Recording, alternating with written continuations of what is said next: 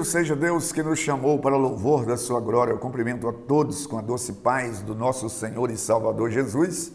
E é com alegria que estamos chegando até você com mais um programa Mensagem de Vida. Eu quero lembrar que todas as terças-feiras nós temos reuniões de oração, na quarta-feira à tarde às 15 horas, na terça às 19h30, na quarta às 15 horas, no sábado às 19h30, no domingo de manhã às 9 horas da manhã, o culto de ensino e às 19 horas o culto de celebração a Deus. Fica aí o nosso convite. É sempre uma alegria receber pessoa como você em uma de nossas igrejas.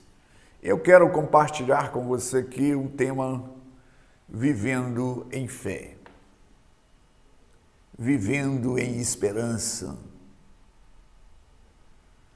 E eu quero pensar com você porque o Deus Criador, Ele nos fez com um propósito. E todos nós podemos cumprir o nosso propósito se vivermos em harmonia, em sintonia com o Criador.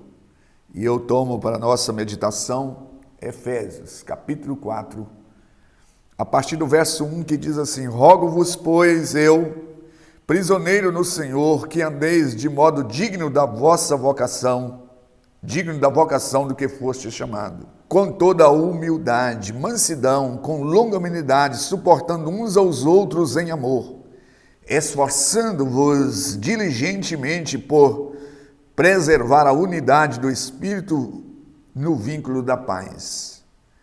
Há somente um corpo e um Espírito, como também foste chamado numa só esperança da vossa vocação. Há um só Senhor, uma só fé, um só batismo, um só Deus e Pai de todos, o qual é sobre todos e age por meio de todos e está em todos.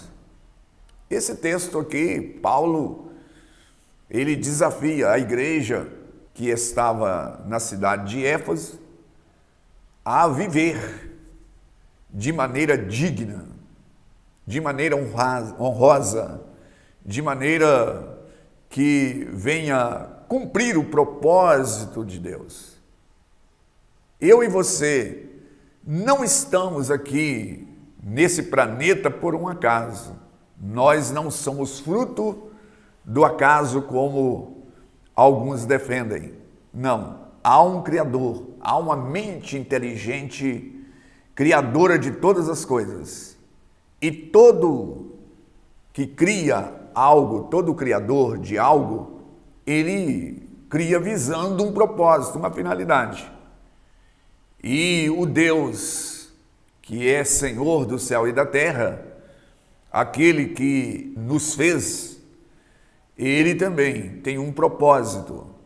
E para cumprirmos esse propósito, ele desafia-nos a viver de maneira em que estejamos em sintonia com a sua vontade. E ao escrever isto, Paulo, ele começa dizendo: Rogo-vos, pois, prisioneiro no Senhor, que andeis de modo digno da vocação a que fostes chamado. Quando Paulo escreve essa carta, ele estava preso. E mesmo ele estando preso, ele não tinha dúvida de que ele estava cumprindo o propósito, cumprindo a finalidade pela qual ele foi colocado aqui. E eu e você, por circunstâncias outras, podemos até mesmo questionar, se não descobrirmos a nossa finalidade, se não descobrir o propósito de Deus para a nossa vida. E eu quero falar disso aqui, não só no âmbito espiritual, mas também em outros aspectos da nossa vida. Porque a nossa missão, ela não se restringe ao aspecto espiritual, porque Deus é criador e Ele fez neste planeta, fez a terra, E ele deixou claro que deveríamos cuidar. Os céus, é o que diz, eu vou ler essa escritura, não estava no programa para me ler, mas eu quero ler o Salmo de número 115, para mim fundamentar o que eu quero passar para você aqui. Diz assim: os céus dos céus é do Senhor, mas a terra deu-lhe aos filhos dos homens.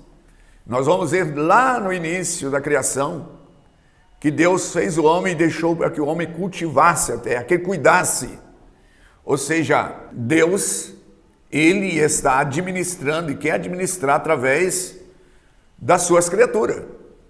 Então, há pessoas que Deus o capacitou na área da saúde. Há pessoas que foram capacitadas para fazer grandes construções na área de engenharia. Ou pessoas que foram capacitadas para ensinar. Pessoas capacitadas para proteger em vários aspectos da vida. Mas como eu estou aqui para pensar com você sobre o aspecto espiritual, e Paulo ele escreve essa carta com este objetivo, na sequência nós podemos ver que ele mostra que Deus, ele levantou até mesmo líderes para capacitar os santos, para promover o reino dele aqui, para que a glória dele pudesse resplandecer através da sua igreja, que é a agência credenciadora para o seu reino. Então, nós temos aqui que ele mostrou o aspecto de viver harmonicamente, o esforço de cada um para que pudesse promover o reino. Então ele fala no verso 2, no verso 1 ele diz assim: rogo-vos, pois eu, prisioneiro, que andeis de modo digno da vossa vocação que foste chamado. Chamado para quê? Chamado para promover o reino de Deus. E aí ele vem dizendo o seguinte: com toda a humildade, com toda a mansidão, com toda a longanimidade, suportando uns aos outros, esforçando diligentemente para preservar a unidade do Espírito, que é o vínculo da paz. Então, para viver em paz, eu preciso de estar no mesmo Espírito, no Espírito de Deus, sendo guiado pelo Espírito de Deus, porque as divergências, elas são reais, e Deus nos criou diferente uns dos outros, mas nessas diferenças nós temos algumas coisas em comum, da qual ele diz assim: há somente um corpo. E ele está falando aqui da igreja. E ele diz assim: um espírito, como também fosse chamado em uma só esperança e uma só vocação. Isso aqui é muito profundo para aqueles que almejam servir a Deus, porque nós vemos nos dias atuais tantos atritos, e eu acredito que também nos dias do apóstolo Paulo havia, não tão acentuado como hoje, mas havia também. Mas ele está orientando a igreja de Éfeso, e essa instrução ela não é restrita àquele tempo, mas é uma instrução atemporal, ou seja, para os tempos vindouros e até nós, nessa geração e as gerações posteriores, que precisa de haver um esforço, para viver diligentemente, para preservar a unidade do Espírito, que é o vínculo da paz. Porque há somente um corpo, há somente uma esperança da vossa vocação, há um só Senhor, uma só fé, um só batismo, e um só Deus, Pai de todos, o qual é sobre todos, que age por meio de todos e está sobre todos. Querido, você que professa a sua fé em Cristo, quem sabe você que está me assistindo, está com a sua comunhão, quebrada com alguém. E aí você precisa de atentar para este conselho, porque isso aqui, nós podemos viver uma vida digna da nossa vocação, que nós somos chamados para viver na humildade. O que é o inverso da humildade? É a arrogância, a prepotência, o orgulho, a jactância. Isso que é o inverso. E a intransigência, que faz dessas coisas que quebra o vínculo da paz por meio que não está no mesmo espírito. O espírito de engrandecer o Deus eterno. O espírito de reconhecer as pessoas como igual, em aspecto de reconhecer que as pessoas são tão dependentes de Deus quanto eu. Então aqui está dizendo assim, mansidão, a aspereza, né? a altivez, a intransigência, a impaciência, a intolerância. Mas ele vai assim, haja com mansidão, longanimidade, que é a paciência. O inverso disso é a pessoa irritadíssima, a pessoa iracunda. Como ela vai viver nesse corpo da qual fomos chamados, desafiados para enaltecer o nome do Senhor através desta unidade? Este ensinamento é muito oportuno para nós hoje, porque se esquecermos de alguns princípios colocados aqui,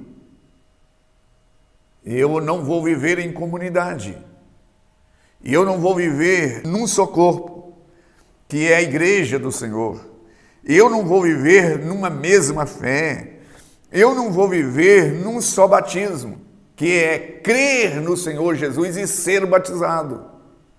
Só existe um batismo, eu preciso de crer na doutrina de Cristo e aceitar. Ninguém pode crer para mim, ninguém pode falar assim, eu creio para essa criança aqui, eu creio para essa pessoa. Aliás, se tem algo que nem Deus faz, é crer por mim. Eu preciso de entender que Jesus, ele veio aqui, morreu na cruz por mim, e creio que ele é o Salvador. Tão logo eu crendo na sua doutrina, nos seus ensinamentos, eu preciso fazer uma aliança com ele por meio do batismo, um só batismo. Não existe dois batismos. E aproveitando isso, eu estou dizendo que eu não posso crer por o meu filho, e vice-versa, ele não pode crer por mim. Então aqui, Paulo, ele é incisivo aqui, afirmando, há um só Senhor, uma só fé, um só batismo, um só Deus e Pai de todos, que é sobre todos. Se eu não estou no corpo, ele é pai de um e pai de outro. Eu não sou irmão, logo o nosso pai não é o mesmo. Você já imaginou sobre isso? As consequências? Se eu não vivo a irmandade, se eu não vivo nesta vocação, se eu não vivo nesta interação, logo eu não tenho essa pessoa como meu irmão de fé, logo o pai também não é o mesmo. Por isso que somos desafiados a andar de maneira digna e andar na fé, vivendo em fé. Porque, do ponto de vista humano, pessoas educadas em um ambiente diferente, pessoas de hábitos diferentes, e nós viver a mesma fé, viver para exaltar e glorificar o nome daquele que nos chamou para uma missão nobre e que está acima dos meus interesses, das minhas vontades, mas que a vontade dele se prevaleça sobre mim e sobre nós, que o temos como nosso Pai. E é nessa fé, vivendo nessa fé, e eu quero orar para que ele nos capacite para tal missão, que é uma missão muito nobre. Bendito Deus e Pai, te damos graça porque o Senhor nos salvou pela sua infinita misericórdia. E agora estamos te pedindo que venha nos instruir e nos capacitar para que possamos viver em harmonia, em sintonia, esforçando para que o nome do Senhor seja exaltado e viver nesta unidade de uma mesma fé, uma mesma vocação, um só corpo, um só Deus e um só batismo. Que essa graça venha sobre nós, possamos compreender o teu plano para cada um de nós em Cristo Jesus. Graças a Deus. Graças a Deus. Estamos chegando ao final e eu espero você no próximo programa. Igreja Batista Renascer, uma mensagem de vida.